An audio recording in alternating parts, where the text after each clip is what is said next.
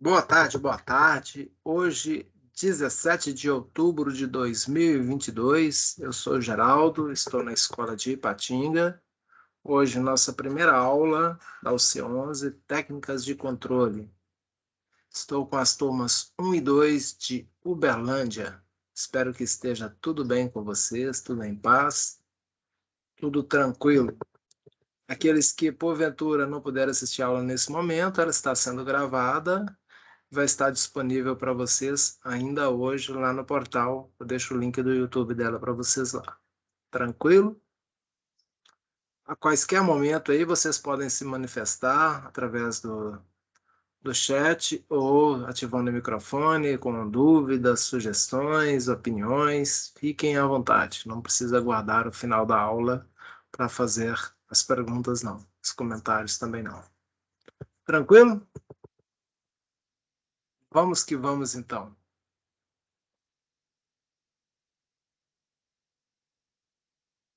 Obrigado, Camila. Essa unidade curricular Técnicas de Controle, ela vai ter 4 momentos de aula, são 4 semanas, tá? Vão ser 2 atividades EAD. A atividade 1 EAD, a data de entrega dela é dia 30, então passando essa semana agora, final de semana agora, o outro final de semana, semana da eleição, cuidado para não esquecer da atividade. São 2 atividades de 20 pontos, são atividades objetivas de múltipla escolha, tá? Para essa atividade, são exercícios relacionados a técnicas de controle, individual e à distância. O resultado esperado, exercício resolvido. Os critérios de avaliação é resolver o exercício sobre técnicas de controle. O material didático é o livro da UC11, Técnicas de Controle. Vocês vão estar estudando os capítulos 2, 3, 5 e 7. Tá? Esse livro está disponível para vocês aqui. Tá? Turma 1 aqui. Só vim aqui em atividades e conteúdos, através de uma letrinha, atividades e conteúdos. Puxou aqui, o último aqui, livro didático. Tá? Eu já pus a apresentação dessa aula aqui hoje para vocês, tá? Apresentação da aula técnica de controle, que é essa apresentação aqui. Depois eu vou estar, assim que o sistema liberar para mim, o vídeo dessa aula que está sendo gravado, eu libero ele para vocês. Vai aparecer aqui também um link do YouTube dele aqui. Tranquilo?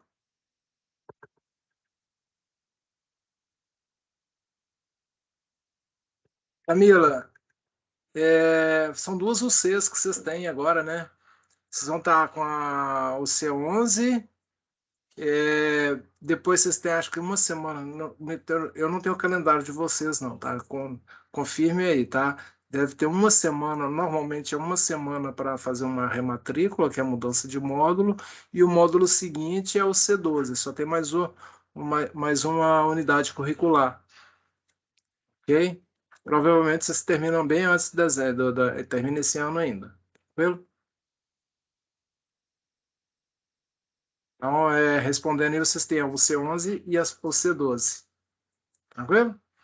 É, quando você tiver aula presencial, Camila, você pede o pessoal para enviar para você, se você ainda não tem, o calendário da sua turma. Aí, com o calendário, você verificar. Eu não sei te falar em que pé estão as aulas práticas de vocês. Então, o processo aqui no portal EAD, ele está em dia, mas normalmente depende da escola, por causa da questão da Covid. Então, tem algumas escolas que estão um pouco mais atrasadas que as outras aí em relação às atividades práticas. É isso que pode retardar um pouquinho na conclusão do curso de vocês. Tranquilo, Camila? Mas essa informação melhor vocês conseguem direto na escola de Uberlândia aí, que aí eles têm as datas para vocês. Belezinha?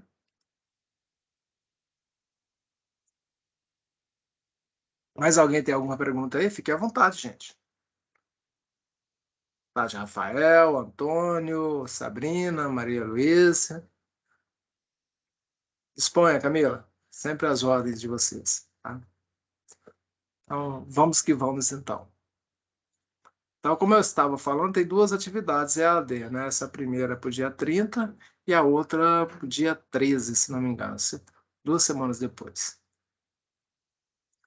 A introdução na aula de hoje a gente vai falar sobre tipos de controle, né, sistema de malhas, né, malha de controle, malha aberta e malha fechada, diagrama de blocos, diagramas e blocos, falar um pouquinho de função de transferência aqui, que é a transformada de Laplace, tá? Mas a gente só comenta isso aqui porque tem um exercício para vocês, exercício de passagem da atividade 1, né? A nível de atividade avaliativa, a gente nem cobra isso não, isso é muito complexo para nível técnico, tá?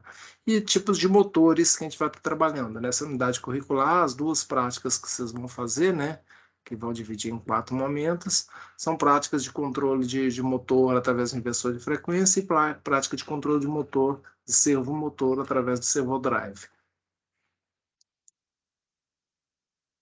A referência bibliográfica que vocês têm aí, o livro Técnicas de Controle, que eu mostrei para vocês onde está ali, e o livro Controle de Processos Industriais também ajuda bastante, além dos livros anteriores que vocês já estudaram.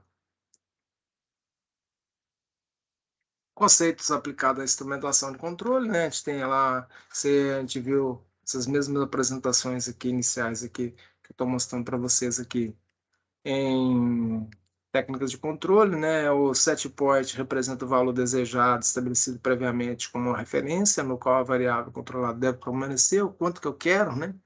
O set point, ponto de ajuste. A variável manipulada é a variável que opera com a finalidade de manter a variável de processo, que é o PV, no valor desejado, e o PV, o valor desejado do PV, é o mesmo do SP. Então, é onde eu vou estar alterando, seja a velocidade do motor de uma bomba, a abertura de uma válvula, tudo isso é o MV. O distúrbio é a condição que tende a afetar adversamente o valor da variável. Aqui a gente tem um tanque aqui, né? O que vai alterar a variável controlada aqui, que é o PV, o nível do tanque, a quantidade de água que entra e a quantidade de água que sai. Então, são as variáveis que alteram. Então, esse é o distúrbio.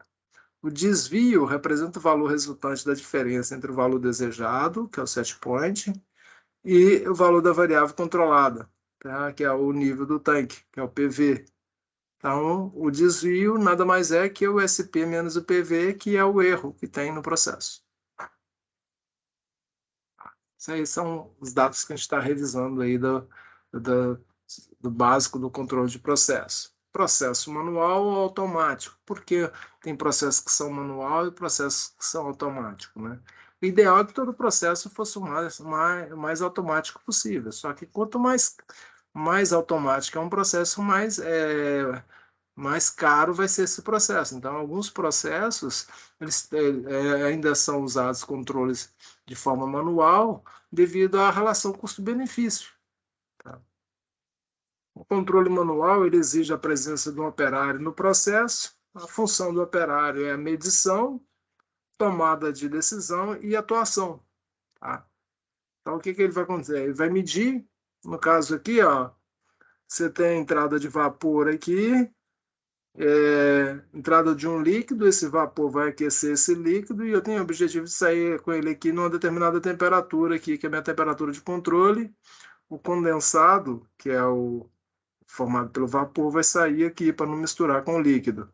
Então, o que cabe ao operador? Está medindo o fluido aquecido, tá?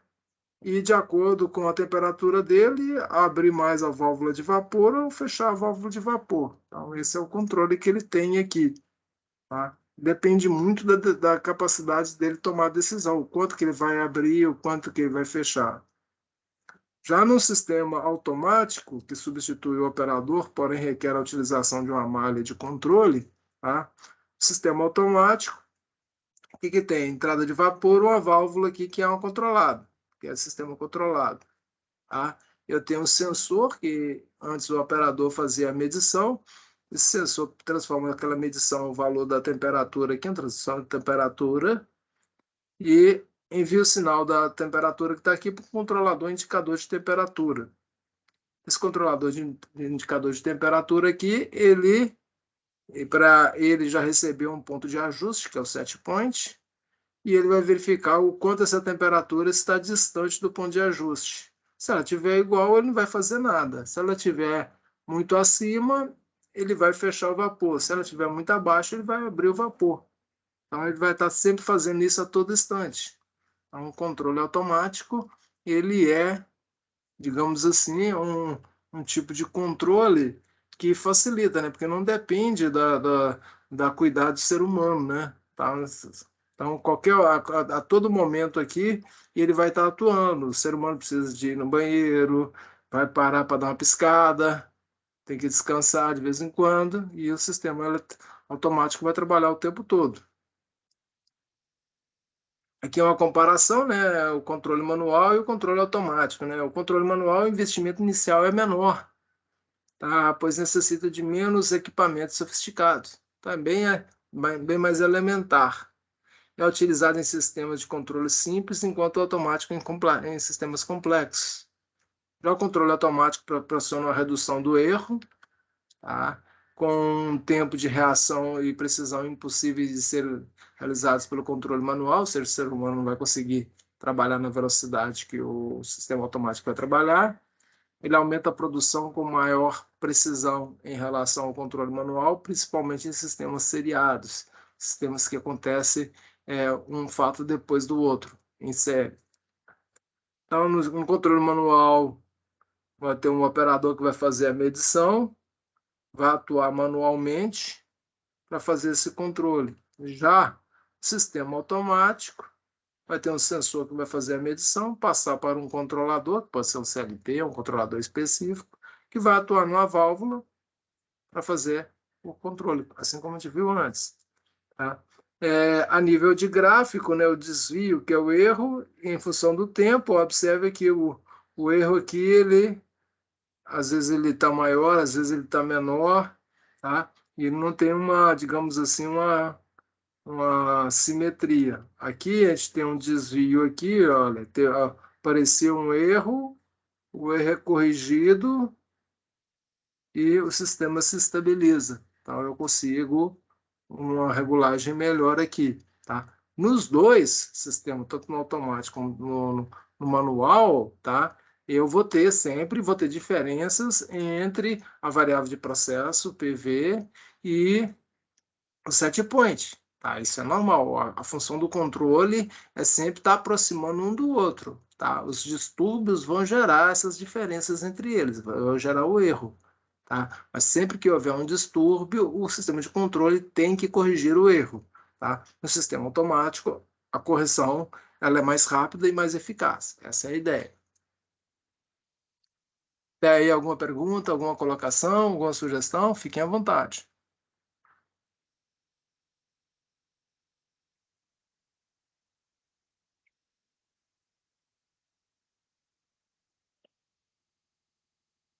Sem perguntas?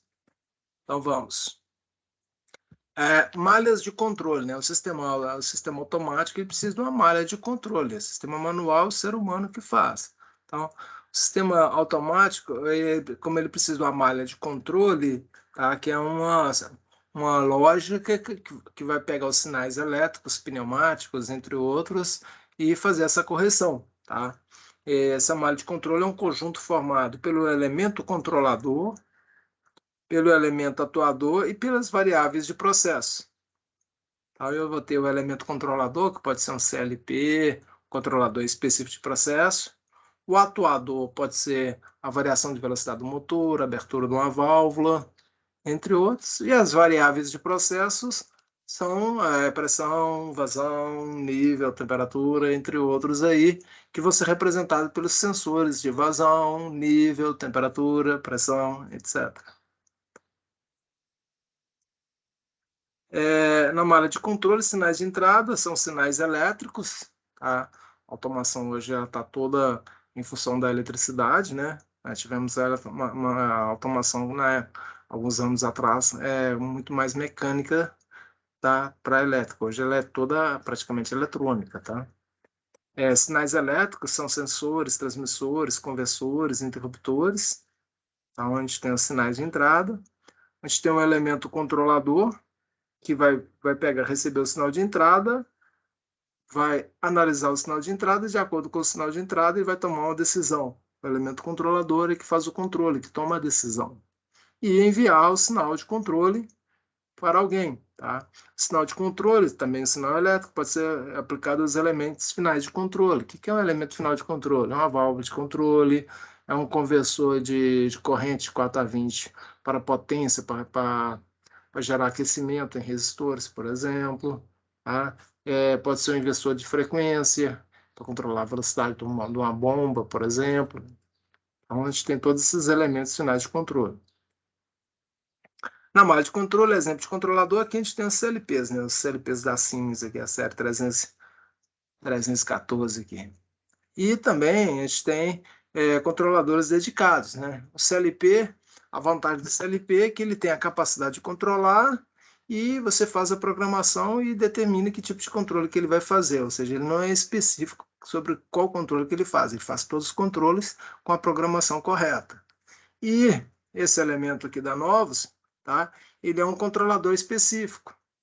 Então, eu posso ter um controlador específico de temperatura, que eu ajusto, digito o set point nele ali, e se ele for, por exemplo, um controlador digital, ele tem um medidor de temperatura, quando eu programo lá os ranges dele, limite alto e baixo, então ele vai ficar oscilando naquelas temperaturas ali, ou programa uma temperatura-alvo, por exemplo, 200 graus, aí ele tem o limite interno dele sem definição, chegou a 200 graus, quando a temperatura chegar a 200 graus, ele desliga o resistor. Se ela cair um percentual, ele liga novamente, vai ficando ligando e desligando. O objetivo dele é manter a temperatura em 200 graus com o controle on-off do elemento. Tá? Mas tem ainda controladores desse aqui, por exemplo, que são PID. Tá? São proporcional, proporcional integral e proporcional integral derivado. Então, são controladores dedicados. Exemplo disso aqui em larga aplicação são controladores de sistemas de refrigeração, climatização. Muito prático. Exemplo de sinais de entrada, né? Para medição de temperatura, a gente tem os termopar e os termorresistores, os PT100. Medidores de vazão, aqui, tá? Os diversos tipos que a gente viu. Aí os transmissores, né? Vazão, temperatura, nível, todos eles com cada um com o seu princípio de funcionamento que a gente viu em instrumentação e controle. Os elementos finais de controle, né? A válvula de controle, que é uma válvula que vai fazer a conversão de corrente para pressão e faz a abertura da válvula através da variação de pressão aqui. Tá? A variação da velocidade de uma motobomba, isso aqui é uma motobomba, através do inversor de frequência. Isso aqui é um controlador de potência, ele pega o sinal de 4 a 20 e converte em tensão ou potência para alimentar os resistores e gerar aquecimento, né? Quanto de acordo com o valor da corrente 4 a 20, ele eleva uma determinada tensão que vai gerar uma determinada potência. E a gente tem os damper, tá? Damper é usado no sistema de climatização, né? Você tem um sistema de refrigeração ali, da abertura e fechamento dessa passagem aqui, consegue fazer o controle da temperatura. Então, você mede a temperatura no ambiente aqui, se ele tiver muito quente, né? Se ele for um climatizador para refrigeração, se tiver muito quente, ele abre aqui e injeta ar frio para controlar e, à medida que a temperatura aqui vai caindo, ele vai fechando. Então, ele tem um ângulo de abertura aqui. Como se eu tivesse um sistema, na realidade, é desse jeito, tá? Eu tenho um sistema que está soprando aqui com ar frio aqui e ele vai controlar a abertura para a passagem do ar de acordo com a temperatura. Tá? Esse é um elemento final de controle. A gente tem um sistema de controle em malha aberta e em malha fechada. O que é uma malha aberta? Tá? É aquela em que a ação de controle não independe do resultado da saída do processo. Então, eu tenho o sinal de entrada, o controlador, tá? Sinal de controle e o processo, e a saída aqui. Então, o que está no nível, o que está no valor da saída aqui não interfere no controlador. As características do sistema é de baixo custo, pode ser imprecisos, não compensam as perturbações, não possui informações da variável de saída. Tá? É como se eu fosse, por exemplo, um sistema on-off de controle de nível. Né? O nível tem uma boia de nível inferior, uma boia de nível superior. É um exemplo. Sistema de controle de temperatura através o sistema on-off também. Temperatura, o sensor chegou lá, chegou a uma determinada temperatura, desliga. Caiu demais, liga novamente. Então a gente tem toda essa estrutura aí. Em malha fechada é aquele que a ação do controle depende de algum modo do resultado da saída. Tá? A característica é que ele é complexo e de custo mais elevado, possui informações da variável de saída que a gente chama de medição. O que a gente tem aqui né? No sistema de malha fechada que a gente tem, por exemplo, o set point, ponto de ajuste. Tá? Eu tenho o set point, a diferença do set point para o valor medido vai gerar o erro, esse erro é passado para o controlador, que de acordo com o valor do erro vai enviar um sinal para o atuador. Então, por exemplo, se eu tenho aqui, eu estou trabalhando com temperatura, né? A temperatura que foi medida e a temperatura que foi ajustada. Se a diferença entre elas está muito grande, então a ação do controlador também tem que ser grande. E à medida que a diferença for diminuindo, a ação do controlador vai diminuindo. Tá? Então, eu tenho variação na ação do controlador. Isso facilita o controle, facilita e faz com que a diminuição, o famoso zerar o erro, seja mais fácil. Aí eu mantenho o meu processo mais estável em malha fechada. Um processo em malha fechada é um processo mais estável. Controle em malha fechada, a gente tem exemplo de malha fechada aqui, inversor com realimentação. A gente tem, por exemplo, o inversor controla a velocidade do motor. Tá? Só que o inversor de frequência, ele controla a frequência de saída, que é a velocidade síncrona do motor, a velocidade do campo magnético do motor. Tá? A velocidade do eixo do motor, ela é um pouco menor que a velocidade síncrona, que é do campo magnético, porque o motor tem a característica do escorregamento dele. Então, para compensar esse escorregamento, a gente põe um sensor de velocidade no eixo do motor, que a gente chama de encoder. Pode ser um encoder, um resolver. Tá? E esse encoder ele mede a rotação do motor. Então, se eu quero atingir uma determinada rotação, o sensor vem cá e fala a rotação que está, compara. Se tiver um erro para baixo, ele manda corrigir para cima. Se tiver um erro para cima, ele corrige para baixo. Isso é um exemplo de sistema em malha fechada. O controle estabelecido na imagem a seguir é um controle em malha aberta ou malha fechada? Alguém pode se habilita a dizer? Isso é um diagrama PID.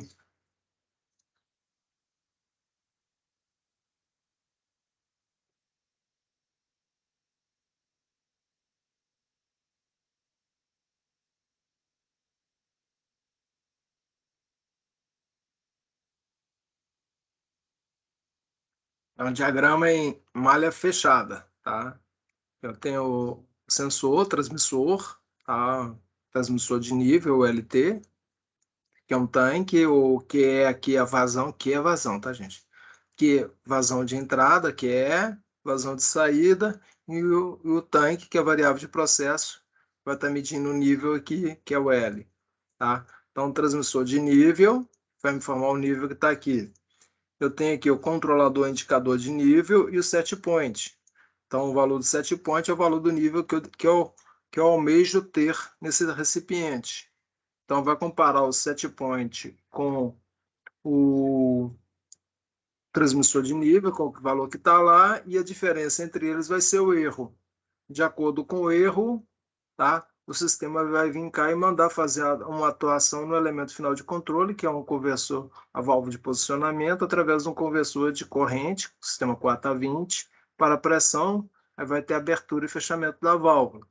Se o nível estiver muito alto, ele manda fechar a válvula. Se o nível estiver muito baixo, ele manda abrir a válvula. Então, essa é uma característica, sistema de malha fechada. Até aí, dúvidas, perguntas, falem comigo. Agora a gente vai falar um pouquinho de diagramas, né? Os diagramas são partes integrantes dos processos de automação industrial. Obrigado, Camila, pelo retorno. Seja na área mecânica, como nos diagramas de tubulações, nos vários diagramas elétricos, nas partidas de motores, nos diagramas pneumáticos e hidráulicos, assim como nos diagramas de malha e de instrumentação. Dessa forma, a automação e os diagramas são interligados. O técnico deve ter conhecimento pleno desse assunto, pois a construção de um modelo de gerenciamento de desempenho é estipulada através dos diagramas de processos industriais que necessitam do conhecimento do sistema a ser avaliado e controlado. Então, a gente tem que saber interpretar, ler e interpretar diagramas. Para desenvolver um projeto de automação, é necessário conhecer muito bem cada uma dessas áreas e seus respectivos diagramas. Veremos alguns dos diversos diagramas utilizados na automação. Tem muitos que a gente nem viu aqui, tá? Dentre os diagramas mais conhecidos mundialmente, podemos citar alguns como o diagrama comutativo, diagrama de Euler, de Gantt, o Ishikawa, que é o espinha de peixe, a gente trabalhou ele em gestão da manutenção, o Linus Pauling também é gestão, diagrama de Venn, diagrama de circuito, né? Isso é a parte elétrica direto, diagrama de bloco, a gente vai falar um pouquinho dele, diagrama de fase, diagrama de Hertzsprung, Russell, diagrama de Lexis, o Pareto também é a questão da manutenção também usa Pareto, diagramas de força cortante e momento fletor, isso é da mecânica, e diagramas esquemáticos de uma forma geral de toda a parte eletroeletrônica, até mesmo mecânica. O diagrama eletrônico, né, atualmente os circuitos eletrônicos são muito complexos, além dos métodos normais dos circuitos impressos, existem outras formas muito mais avançadas de produção. O diagrama eletrônico deixou de ser um circuito propriamente dito e passou a ser encarado como um componente eletrônico, né? Então, uma placa, ao invés de ser encarada como um circuito, a gente está trabalhando ela como um componente, né? Então, a questão, na maioria dos casos, não se está fazendo manutenção direto na placa, mas está deixando isso para cargo de laboratório para algumas placas mais específicas, valendo pela relação custo-benefício. Então, dependendo das circunstâncias, você trocou placa, adquire uma placa, substitui uma placa pela outra, fica muito mais fácil, mais rápido. Por exemplo, teve alguns circuitos integrados, microprocessadores, entre outros.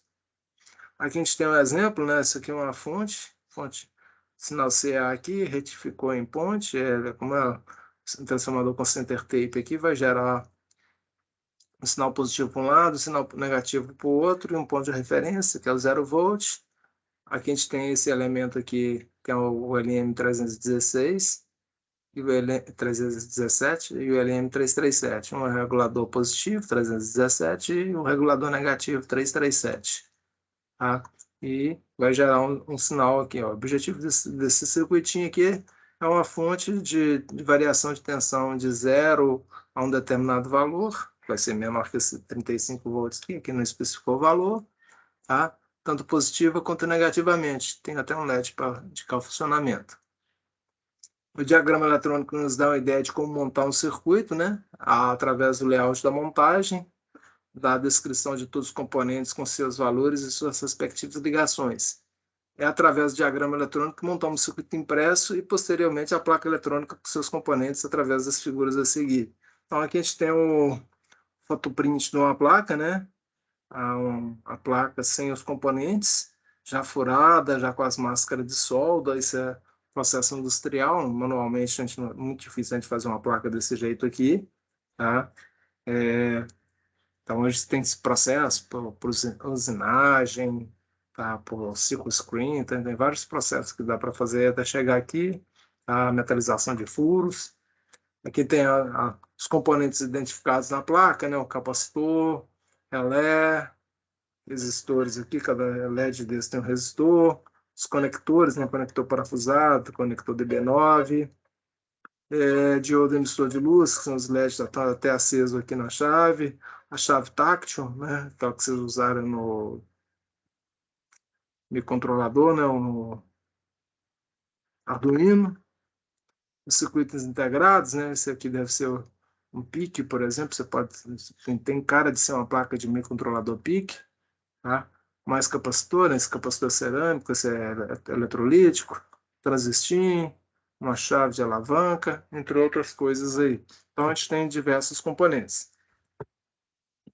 Diagrama eletrônico. Diagrama elétrico, vocês fizeram e analisaram em ADA, montaram as partidas estrela triângulo, entre outros circuitos lá, né?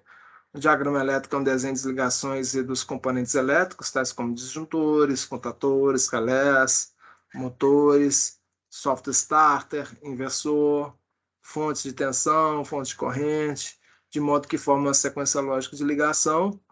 Aqui a gente tem abaixo um diagrama elétrico conforme a norma IEC 60617, que essa norma trata a questão das simbologias, né? A gente tem o acionamento de um motor, tá? Através do CLP. Aqui a gente tem o CLP e CPO do CLP e o acionamento do motor. Você forma um diagrama elétrico e montagem no painel, né? Que é uma representação do painel. Sinalizadores, fica na porta, os botões de impulso também ficam na porta, entre outros. A gente tem a questão do diagrama pneumático, né? Vocês viram também a questão do eletrohidropneumática. O diagrama pneumático apresenta todos os elementos do controle, do comando, controle, sinal e elementos auxiliares do circuito pneumático para montagem ou manutenção de sistemas pneumáticos que serão representados conforme a norma BNT 8896. Um detalhe aí ainda, né? A gente tem a pneumática e a eletropneumática também, né? Isso aqui é um atuador de duplação, um cilindro atuador linear, regulador de velocidade, uma válvula aqui, cinco duas vias, tá? Uma válvula, um botãozinho aqui com 3 duas vias, uma válvula temporizadora, o fim de curso, que é esse 1.3 aqui, a unidade de conservação. Então, todos os elementos estão aqui, e aqui estão representados dentro do painel, que a gente coloca os componentes pneumáticos também dentro de um painel, né? Essa unidade de conservação aqui, ó, tá? É esse cara aqui, ó. Esse distribuidor aqui, essa válvula temporizadora, que é essa aqui. Então tá tudo aí. Bem simples. E é a saída aqui, a saída para o atuador. O diagrama hidráulico, né? É similar ao pneumático, porém apresenta, além dos elementos de comando, controle, sinal e elementos auxiliares, o diagrama do circuito de potência do sistema hidráulico, né? O sistema pneumático ele não precisa mostrar o compressor aqui. Já o sistema hidráulico ele mostra o sistema de bomba aqui, porque você tem o controle elétrico, tá? Normalmente da bomba. Esse também é muito utilizado para manutenção de máquinas e equipamentos representados conforme a norma ISO 1219 e DIN 24300, que atuadores de duplação, válvula 4 duas vias, 4 3 vias, tá? Aqui é uma unidade hidráulica, todo o sistema dela aqui. Então, é uma característica. Aí na gestão, né, diagrama de gestão dos principais, os mais conhecidos mundialmente, que é conhecido como espinha de peixe, tá? Ou causa e efeito, tá? Que é o Ishikawa, tá? Ele apresenta uma estrutura hierárquica das causas e seus respectivos efeitos, distribuído em 6 categorias, cada categoria começa com M, por isso esse diagrama também é conhecido como 6M, né? Tá? Mão de obra, material, método, máquina, medida e meio ambiente. Tá? Vira abaixo algumas respectivas descrições, cada efeito, tá? Pode ter mais de uma causa. Entre outras palavras, o problema técnico pode ser causado por mais de um motivo, né? Então, o objetivo de usar essa estrutura aqui é prever condições e defeitos que um processo, uma máquina possam ter e fazer já digamos assim, um checklist para que, quando ocorrer um problema, ele seja corrigido num tempo mais hábil ou, dependendo da circunstância, né, esse problema não venha acontecer com as manutenções preventivas. Tá? Você precisa descrever todos os motivos gerados em uma falha e as possíveis soluções para que as melhorias no processo, para que o problema não ocorra no futuro ou que seus efeitos não tragam tantos prejuízos à empresa. Então, essa é a ideia, tá? De todas as características. Você tem o problema aqui, vai centralizar o problema aqui, ou, por exemplo, esteira para... Então, o que pode fazer com que essa esteira para a nível de mão de obra, material, método, máquina, medida e meio ambiente? Então, toda essa estrutura aí. O diagrama de instrumentação, tá? Traz documentos que contemplam todo o projeto detalhado de uma planta, com definição das funções envolvidas e as interligações entre elas, fazendo com que a apresentação de acordo com a localização física de cada instrumento ou função. Os diagramas de instrumentação são elaborados com base na norma ISA S5.1, né, que é o do PID, que tem como objetivo estabelecer as informações necessárias e também os detalhes opcionais para os diagramas. São utilizados largamente pelos técnicos de vários momentos, principalmente no momento de implementações e também no comissionamento, condicionamento e startup. A gente tem um exemplo, né? Esse aqui é o diagrama de intertravamento.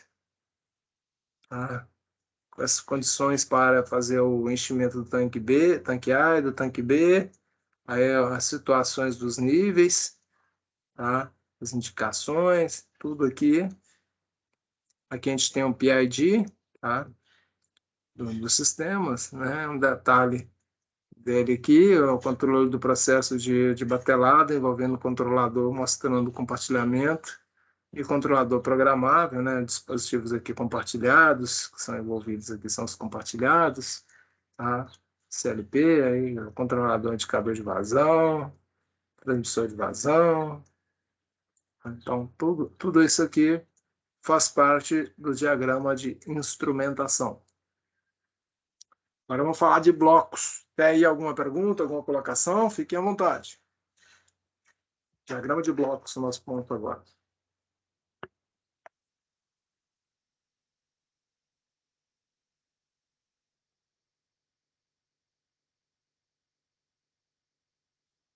Tem perguntas? Vamos lá então, né? Dentro das técnicas de controle existem vários diagramas, como vimos anteriormente. Porém, um dos diagramas se destaca por gerir todos os outros, tá? Ele vai fazer toda a estrutura. Esse é conhecido como diagrama de bloco, que é uma representação gráfica de um processo ou modelo de sistema complexo. Então, você vai trazer isso em blocos para facilitar a interpretação de quem trabalha com ele. Através de figuras geométricas e ligações, descreve as relações entre cada subsistema e o fluxo da informação. É a representação gráfica da solução de um problema, né? Como é que estão as variáveis do problema, como eles vão se interagir para gerar a solução.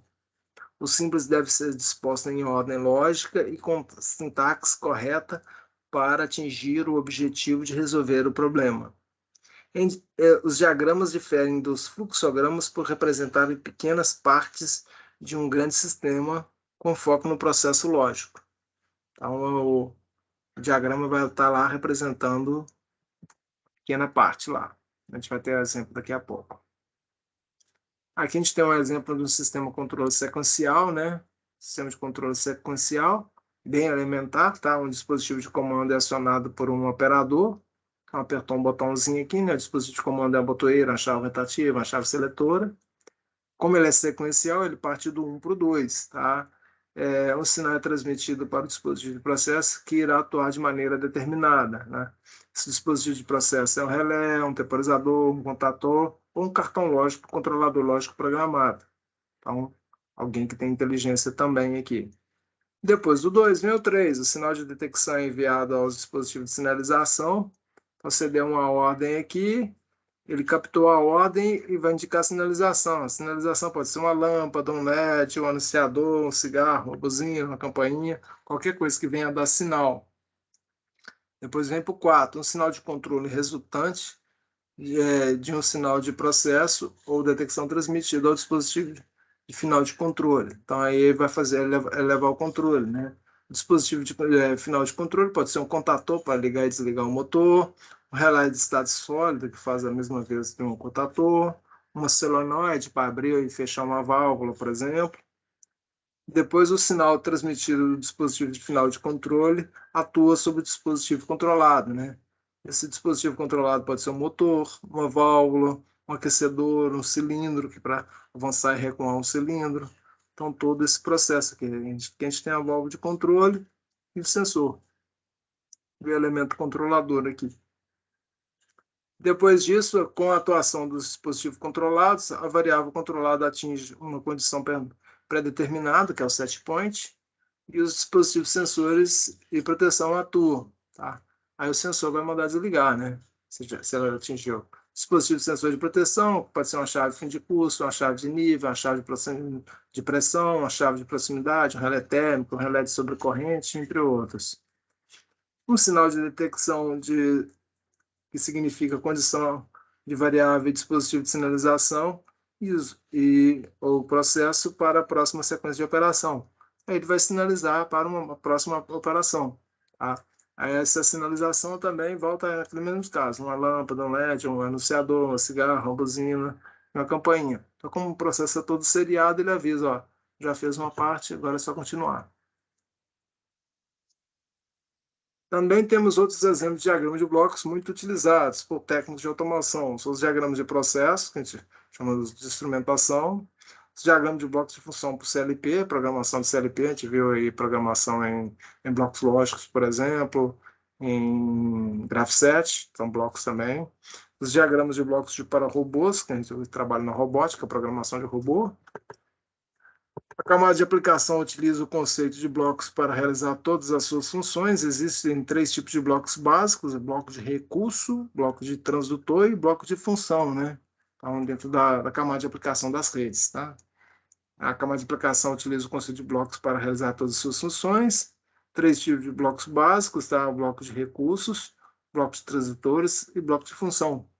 A gente tem aqui o bloco de recurso, o bloco transdutor, que recebe o sinal do sensor, né? Transdutor, ele converte uma forma de energia em outra, né? Então, determinado tipo de sensor aqui vai vir e o bloco transdutor converte ele para sinal elétrico, por exemplo. E vai para o bloco de função, que vai determinar o que vai fazer com aquele sinal elétrico. Então, na função, né? Função automática de encapsulamento básico, conexão através de uma rede Modbus, então, sistema de função, registro aberto, permitir controle determinístico, né?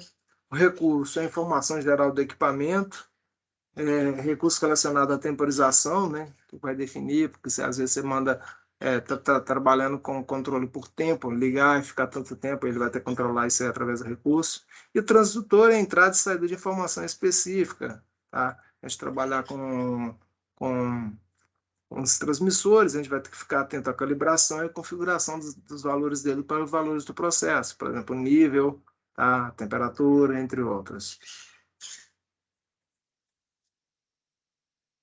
Representação gráfica em diagrama de blocos, né? É uma representação gráfica das funções desempenhadas por cada subsistema e do fluxo de sinais entre eles. Esse diagrama descreve o interrelacionamento que há entre os subsistemas que compõem o sistema global que estamos estudando. Seu objetivo é analisar, projetar e melhorar os sistemas. Ao contrário de uma representação matemática abstrata, o diagrama de blocos tem a vantagem de indicar realisticamente o fluxo do sinal. Então, ele consegue informar até mesmo os valores.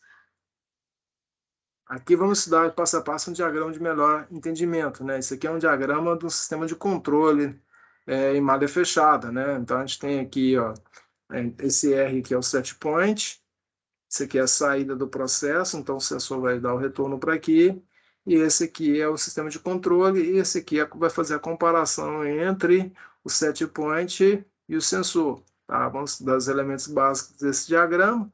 Então aqui a gente tem a soma de ponto de soma, que é esse ponto aqui, entre o set point e o retorno. Tá? A descrição do bloco vai estar aqui. E o ponto de derivação, que é o ponto que faz a malha fechada aqui, né? Que fecha a malha. A redução dos blocos em série, né? A gente tem blocos em série e blocos em paralelo, né?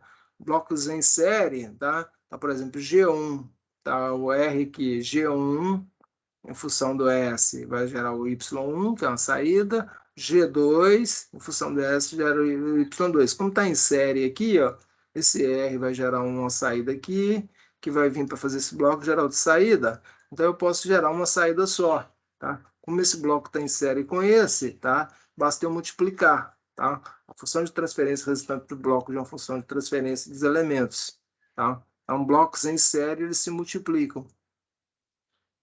É só multiplicar. Então, fica desse jeito aqui, ó. O sinal de entrada é o R1, sinal de saída é o Y2. O Y2 é igual ao R1, que multiplica G1 em função do S e G2 em função do S. Então, essa é a estrutura do bloco matemático aqui. A redução de bloco em paralelo, né? G1, G2, G3, em função do S, sinal aqui do R, e aqui eles estão unindo. Observe que o G1 e o G2 é positivo, tem ação positiva, e o G3 ação negativa. Então, quando o bloco é paralelo, tá? Você faz a somatória das ações. Então, o R aqui e o S vai ser a soma de todos eles prevalecendo o sinal aqui. O G1 e G2 é positivo, então G1 mais G2 menos o G3, porque ele está com o sinal invertido. Tá? A função de transferência resultante do sistema paralelo é a soma da função de transferência dos elementos. Série é produto, paralelo é soma. Agora faremos duas reduções de realimentação para simplificar a função. Aqui, ó, então essas duas estão em série, essas duas estão em série. Tá? Como em série é só multiplicar, né? Então vai ficar aqui G e H. Então tinha G2 e G3, que virou G. H1 e H2 virou H aqui. Então consegue simplificar aqui, tá? Esses elementos aqui. Vai ficar aqui, então a gente tem toda essa estrutura. Aqui vai estar o somatório deles aqui, que pode, esse de baixo aqui pode, esse sinal de saída aqui pode estar positivo ou negativo, e o sinal do set point aqui sempre vai ser positivo. Então a gente tem essas relações aqui, que a gente chama são todos oriundos da que a gente chama de transformada de Laplace. E finalizando, temos o resultado da função, juntou aqui H, o S e o C aqui. Então, set point de input, tá? G1 mais ou menos G, S e H, porque esses dois vão ficar em paralelo, né? Ok? E C out, então, a gente tem quando eles forem malha aberta aqui, G vai ser o H, o G vezes o H, que aí não vai ter isso aqui, tá? E a função de transferência de malha fechada, a gente vai ter ela aqui, mais ou menos, essa função aqui. Então, são os blocos para fazer a transferência, e quem faz essas contas para gerar esses valores aí são o nosso controlador através dos parâmetros P e D, tá, gente? Isso aqui é uma função P e D. Pode ser só proporcional também, né? Dependendo dos valores de I e D. Funções de transferência, né? Em teoria de controle, as chamadas funções de transferência são comumente usadas para caracterizar as relações entre entrada e saída. Tá? Como é que a saída se comporta com a variação na entrada em função do tempo. Tá? Ou sistemas que podem ser descritos em equações que a gente chama de diferenciais. Essas funções têm como objetivo representar matematicamente as modificações impostas por um sistema às suas variáveis de entrada, gerando sinais de saída em função das transformações ocorridas por sinais de entrada. Tá? A saída vai ter sua variação, ter sua atuação em função do variável de entrada. As variáveis de entrada são o que tem no processo e o que tem de set point. A transformada de Laplace é uma ferramenta muito útil no estudo de sistemas dinâmicos, pois transforma as equações diferenciais que descrevem esses sistemas em equações algébricas. Além disso, introduz os conceitos dos polos e zeros para os sistemas dinâmicos, que facilitam para engenheiros e técnicos a interpretação desses sistemas e o projeto de sistemas de controle. A gente vai ver algumas observações da Laplace lá, mas é só para ter uns exercícios de passagem que não são avaliativos lá, tá? Isso aqui é muito complexo, é mais para o nível de engenharia. Algumas características do teorema de Laplace é um modelo matemático expresso através de uma equação diferencial que relaciona a saída com a entrada. Então, a função da saída em relação à entrada. Ele independe da magnitude da natureza da entrada, está nem aí com o valor da entrada, inclui as unidades de entrada e saídas, não fornece informações sobre a estrutura física do sistema, Tá? Isso é uma equação. Pode ser estabelecida experimentalmente introduzindo as entradas conhecidas e analisando as saídas. Tá? Tentativa e erro. Vamos escolher um pouco, conhecer um pouco mais o Teorema de Laplace, né? O Teorema de Laplace, assim como denominado em homenagem ao matemático e astrônomo francês Pierre-Simon Laplace, tá? Morreu em 1827, então, modelo matemático bem antigo e funcional, tá? É um teorema matemático utilizado para simplificar o cálculo de determinantes de matriz quadrada, proporcionando a possibilidade de decompô-los em números menores, conforme veremos a seguir. Então, aqui a gente tem a variável de entrada, que é x, tá? Tem o processo e a variável de saída. Tá? O g aqui, que é o processo, é a função de transferência. O x é transformado de Laplace da entrada. O y é transformado de Laplace da saída. E f, em função do tempo, é a função do tempo em que f é igual a zero para t menor que zero, onde s, tá? Todo s que aparece aí é uma variável complexa. Tá? Imaginária, assim dizendo. O L é o operador de Laplace, um símbolo operacional que indica que uma grandeza que antecede vai ser transformada por meio da integral de Laplace. Isso aqui é a integral de Laplace. Tá? Então, a transformação de Laplace é dada por Laplace, a função do tempo, do f em s, do tempo zero ao tempo infinito, número de Euler, menos o s, mesmo s dali, a função do tempo, da função do tempo, da derivada e do tempo novamente aqui. Então, tudo isso aqui gera uma função de de, de grau elevado, assim dizendo, tá? Aqui estão os elementos para transformada de Laplace, tá? A gente tem vários símbolos aqui, são letras gregas, né? Tá? O delta, o G é normal, entre outras aqui, aí as equivalências, né? Tá? A função do T e a função do S aqui da transformada de Laplace.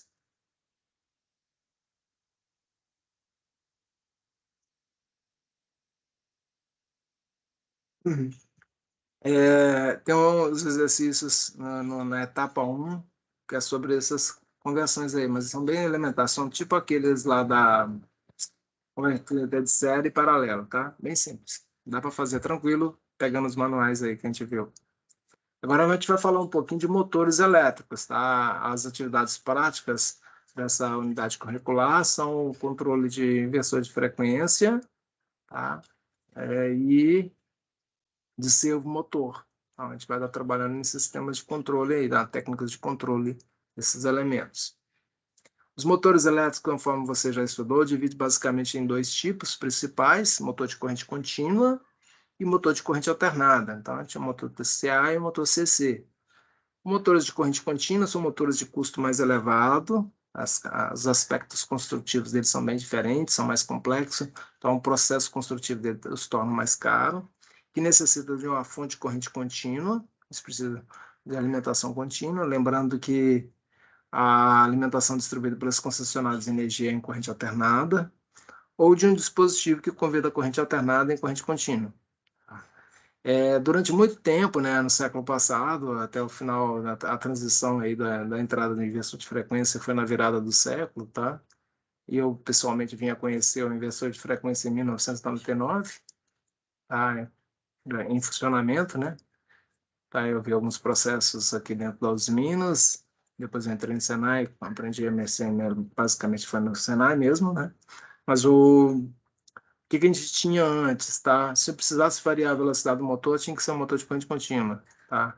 Se eu pudesse trabalhar com velocidade constante, motor de corrente alternada. Se eu precisasse fazer pequenas variações, aí o motor de corrente alternada a gente tem de múltiplas velocidades, né? Dois rolamentos separados, da Lander, motor de rotores de anéis que tem uma variação melhor, mas são caros, tá?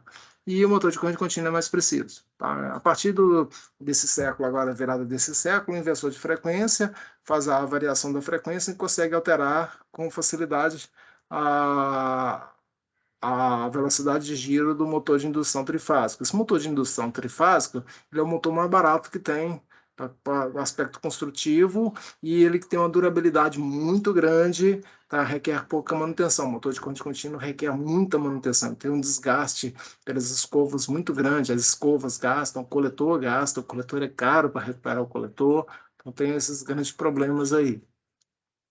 E então foi sendo os processos que tinham motores de corrente contínua que poderiam ser substituídos pelo motor de corrente alternada e o inversor foram substituídos gradativamente e hoje praticamente não se faz quase nada com motor de corrente contínua. Só que o motor de corrente contínua ele tem outras características além da facilidade de variação de velocidade, que é a questão do torque com velocidade baixa.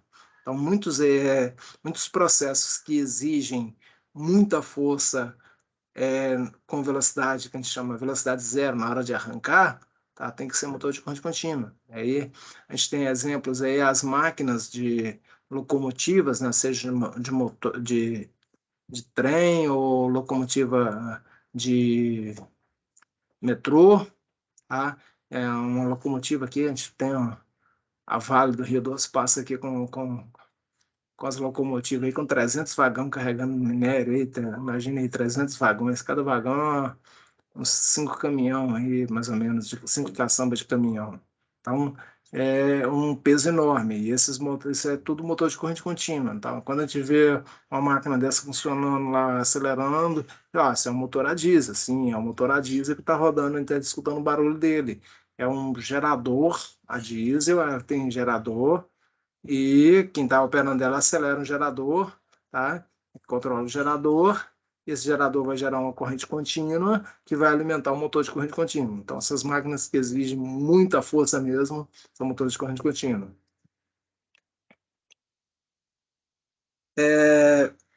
Para funcionar com velocidade ajustável entre amplos limites, se prestam a controles de grande flexibilidade e precisão. Para tanto, é utilizado em casos específicos, tanto se necessita de maior precisão, em que exigências compensam seu maior custo de instalação. Tá? A nível de detalhes, né, tem os motores de corrente contínua funcionam muito bem para algumas máquinas pequenas. Né? Hoje a gente fala muito em drones, né? Então os motores dos drones são todos motores de corrente contínua, tá? Que funcionam muito bem.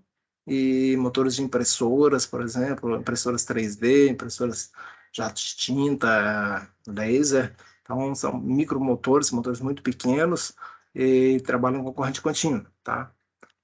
Então, tá, a maioria deles é dentro da questão do ímã permanente, que é o mais simples dele. Os motores de corrente alternada são motores mais utilizados porque a distribuição de energia elétrica é feita normalmente em corrente alternada, não necessitando de conversor, tá? E um detalhe interessante, né? Esse motor foi criado pelo Nikola Tesla, tá? Tanto monofásico quanto trifásico, e a característica desse motor, né, é rendimento. O rendimento de um motor trifásico, falar do trifásico que é o mais usado, tá? Hoje em dia tem o nosso fabricante aqui, que é um dos maiores do mundo, que é a WEG, ele está fabricando um motor aí com rendimento de 98%. O rendimento do motor é a quantidade de energia que ele absorve, no caso ele é um motor elétrico, ele absorve da eletricidade, e comparado com o que ele entrega no eixo. Tá? Então, ele precisa, para entregar, transformar a energia elétrica em energia mecânica em forma de movimento do eixo, ele cobra 2%. 2% da energia. Tá? Se você achar que isso é muito, vamos lá, o motor de combustão, tá? Esse motor de carro.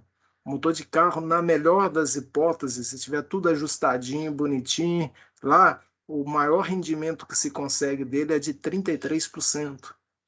Tá? Ou seja, 67% é prejuízo, está jogando energia fora, está aquecendo o motor, tá atritos, muita peça em movimento, então você tem essas características. Se comparar um rendimento de 33% com um rendimento de 98%, tá? Então a máquina é absurdamente, tá, mais competitiva, um motor de indução. Tá? A gente tem dois tipos, né? O indução monofásica, que é um componente eletromecânico mais utilizado devido à sua eficiência e simplicidade, tendo em vista que a maioria das aplicações residenciais, comerciais e algumas indústrias exigem pouca potência, como ventiladores, eletrodomésticos, bombas de pequeno porte. Então, muitos dos motores que a gente tem na nossa residência são monofásicos. E o motor de indução trifásica, que é o mais utilizado na indústria, ele opera normalmente com uma velocidade constante, que varia ligeiramente com a carga mecânica aplicada ao seu eixo, né? Tá? Que é essa variação dele a gente chama de escorregamento. Quanto mais carga eu ponho nele, essa velocidade diminui um pouco lá, que é a velocidade assíncrona dele, né? Tá? Devido à sua simplicidade e robustez. Então, é um motor que praticamente, esse motor de indução trifásica, ele quase não precisa de manutenção. Tá? Mecanicamente, ele tem 2 rolamentos que podem dar defeito, mais nada. E eletricamente falando, ele tem as suas bobinas que se mantendo as características de controle de temperatura dela, obedecendo as características de placa, você vai usar o tempo todo. Então, você tem motores desse aí que estão funcionando há 50, 60 anos, praticamente sem danificar nada. Tá? Se tiver que trocar ali periodicamente, são os rolamentos dele, que é os defeitos mecânicos. A parte elétrica dele, muito boa. Tá? Aqui, dentre essas duas divisões, nós temos as subdivisões conforme a figura aqui, né? O motor de corrente alternada, a gente tem o monofásico, o universal e o trifásico. O monofásico, ele pode ser assíncrono, sem sincronismo com a rede, né? Tá? E o síncrono, ok? Esse síncrono é um motor mais caro, tá? Ele pode ser de relutância ou de esterese. O assíncrono, tá? Pode ser de gaiola de esquilo ou rotobobinado. O gaiola de esquilo é o mais usado por ser mais simples, mais barato, tá? E dentro das gaiolas de esquilo monofásico, a gente tem o split fase, capacitor de partida, capacitor permanente, polos sombreados, capacitores de 2 valores e repulsão. Não, de 2 valores, repulsão ou rotobobinado, tá? Então, todos esses aqui, tá? Se a gente tiver um ventilador em casa, vai se classificar num desses aqui. Normalmente, o ventilador é capacitor de partida, o ventilador de teto é capacitor permanente. E o motor trifásico, tá? Tem o assíncrono e o síncrono. A máquina síncrona é uma máquina cara, tá? Normalmente, ele é usado para ser gerador, tá? Ela pode ser de ímã permanente, de polos salientes e polos lisos, tá? A ideia do veículo hoje, tá? O veículo elétrico é usar motor trifásico síncrono. Tá? Ele tem um conversor lá dentro lá que converte a tensão contínua da bateria para tensão alternada para trabalhar aqui. Tá? A máquina do Tesla, por exemplo, motores dos veículos Tesla. Tá? E o trifásico industrial, que é o trifásico assíncrono, tá? Ele pode ser gaiola de esquilo, né? Ou de anéis.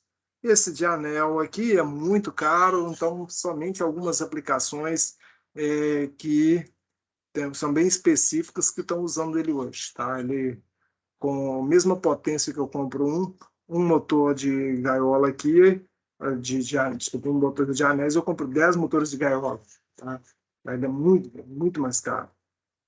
E o universal aqui, porque ele é universal porque funciona tanto em CA quanto CC. Esse motor universal, por exemplo, é o motor liquidificador do nosso lá, o pior motor que tem, tá? Que dá mais defeito que tem, só que é construção simples e ele pega uma característica do motor CC que é, tá, o universal, que é muita força quando parado, né? Se a gente for colocar algum produto no liquidificador lá, a gente coloca os produtos normalmente com um liquidificador parado para depois ligar. Então ele exige muita força. Então por isso ele precisa dessa característica. Tá? Mas ele não é bom para o setor industrial porque ele tem limitação de potência e requer muita manutenção, dá muito defeito. Os motores CC, a gente tem a excitação série, excitação independente e excitação compound. Tá? Por que excitação, Geraldo? Tá? Aqui todo motor, tá? Até mesmo o motor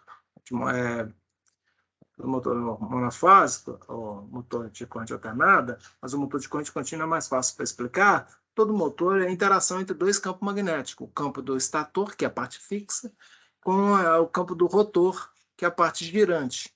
Então, eu vou ter um campo que vai estar empurrando o eixo para ele rodar, através do campo magnético. Então, essa excitação aqui é o campo estático dele, o campo do estator. Então, pode ser série com o campo do rotor, pode ser independente. Esse compound aqui, tá? Ele é um pouco série, um pouco independente, ou através do ímã permanente, ou seja, não tem excitação elétrica. É um ímã e só tem alimentação do rotor. Então, essas são as características aqui. Pequenos motores, esses motores de impressoras, de alguns drones, trabalham com o sistema de ímã permanente, que é bem mais simples, você só alimenta o rotor. Ok? Aqui a gente tem um motor de indução trifásico, assíncrono de gaiola, né? Esse motor é o mais utilizado pelo setor industrial. Por ter sua corrente, pode ter sua corrente de partida controlada através da chave de soft starter. Esse SSW aqui 05 é uma soft starter, que é uma aplicação a nível de blocos aqui. E pode ter controle de velocidade através do inversor de frequência. Esse aqui é um CFW08, que pode estar controlando o mesmo motor ali, a velocidade dele, tá? Sentido de giro e velocidade, tá? Através do inversor de frequência. Então, essa é a característica que a gente tem aí. Dúvidas, perguntas, falem comigo.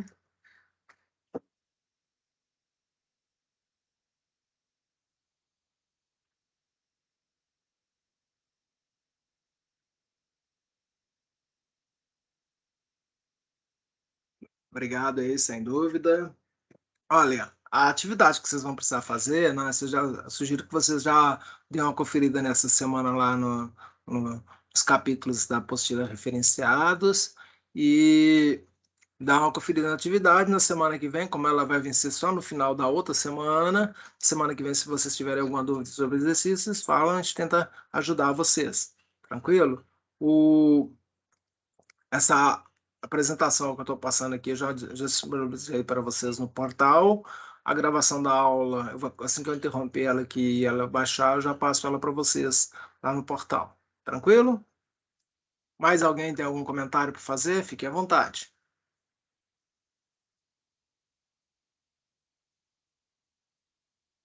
Eu vou interromper a gravação, já que vocês estão muito caladinhos, tá? Mas eu vou continuar aqui algum tempo ainda, tá? Desejo a vocês uma excelente tarde, tá? Tudo de bom para vocês. Quaisquer dúvidas que vocês tiverem, vocês podem passar para mim por mensagem. Eu criei o fórum lá para a gente estar discutindo. Vocês podem colocar qualquer tema lá no fórum lá para a gente estar discutindo sobre a técnica de controle.